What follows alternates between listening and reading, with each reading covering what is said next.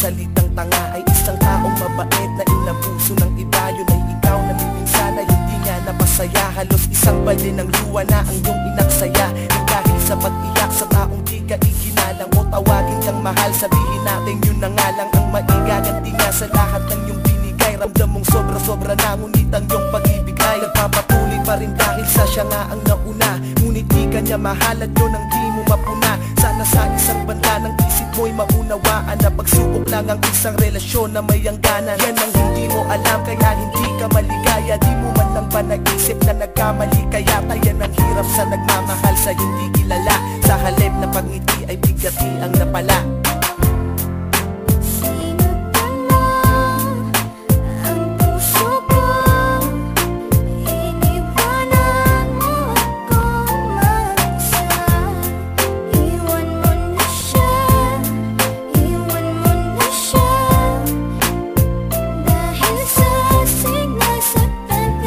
Sakit isipin na nagpakatanga ako sa babaeng ginawang panakiputas lang ako. Bagamat batid kung di mo ako kayang mahalin, kahit napakahirap sa akin kailangan kong harapin. At di ko pwedeng angkinin ang pag-aari ng iba. Alam ko kasing mahal niyo ang isa't isa, diba? Pero wala akong magawa kundi ibigin ka. Hindi ko mapigilan ng sarili, oras-oras kong isipin ka. Kaya hanggang ngayon di ko malimutan lahat. Ayoko ng gaguhang relasyon, gusto ko tapat. Takot na kasi ako na maranasan pa ulit ang pait. Konting pagtingin lang, wag mo nang pagkait. Iwanan mo na siya, nandito lang ako para sa'yo. Tuyuin na ang mga luha, ito ang aking panyo. Pangako na tanging sa'yo kahit na di ka pa handa. Dahil ramdam ko na tayong dalawa ang itinakda.